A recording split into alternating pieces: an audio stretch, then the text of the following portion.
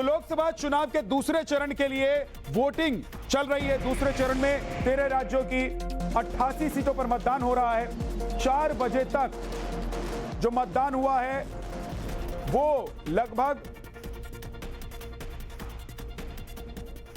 आप देख रहे हैं तस्वीरों में कि लोग अपने घरों से निकलकर मतदान के लिए बूथ पर पहुंच रहे हैं। 88 सीटों पर यह मतदान हुआ है। राहुल गांधी समेत कई दिग्गजों ने आज अपने भविष्य के लिए और उसके फैसले के लिए ईवीएम में उनके वोट कैद हो गए। मणिपुर में भी आज आपने देखा कि सुरक्षा के बीच वोटिंग हुई। दूसरे दौर में किन किन दिग्गजों के बीच अहम फाइट चल रही है ये अब आपको दिखाते हैं। आइए देखिए, मेरठ से बीजेपी के अरुण गोविल, समाजवादी पार्टी की सुनीता वर्मा, बीएसपी के देवव्रत कुमार त्यागी हैं।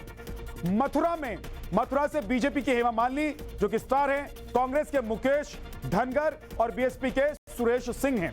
वायनाड से कांग्रेस के राहुल गांधी और बीजेपी के सुरेंद्रन हैं जो कि अध्यक्ष भी हैं पार्टी के। इसके अलावा तिरुवनंतपुरम से कांग्रेस के शशि थरूर हैं, बीजेपी के राजीव चंद्रशेखर हैं। कोटा से बीजेपी के ओम बिरला हैं तो कांग्रेस के प्रहलाद गुंजल हैं। और साथ ही साथ बेंगलुरु साउथ से बीजेपी के तेजस्वी सूर्या, कांग्रेस के सौम्या रेड्डी यहां आमने सामने हैं। अमरावती से बीजेपी की नवनीत राणा और कांग्रेस के बलवंत वानखेड़े के बीच मुकाबला हो रहा है। लोकतंत्र के इस महापर्व को लेकर जहां मतदाताओं के जुनून की तस्वीरें सामने आ रही हैं, तो वहीं सेलिब्रिटी और नेताओं के भी बयान आए। जागृत भारतीय होने के नाते सबका अधिकार है। विश्व का सबसे बड़ा लोकतंत्र का महापर्व है।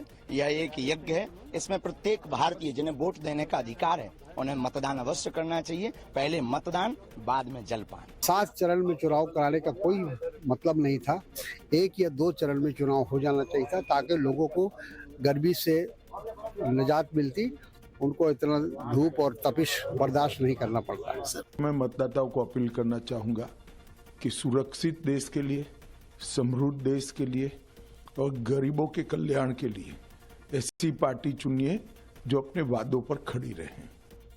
कि दक्षिण में बीजेपी साफ और उत्तर में बीजेपी हाफ। आज भी वही नतीजा देखने को मिलेगा।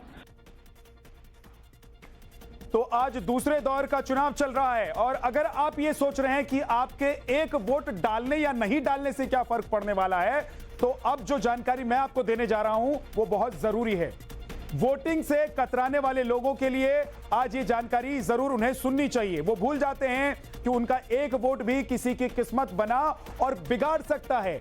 एक वोट की कीमत क्या है ये हम आपको समझाते हैं। देखिए, 2008 के राजस्थान विधानसभा चुनाव में नाथद्वारा सीट से सीपी जोशी सिर्फ 1 वोट से हार गए थे।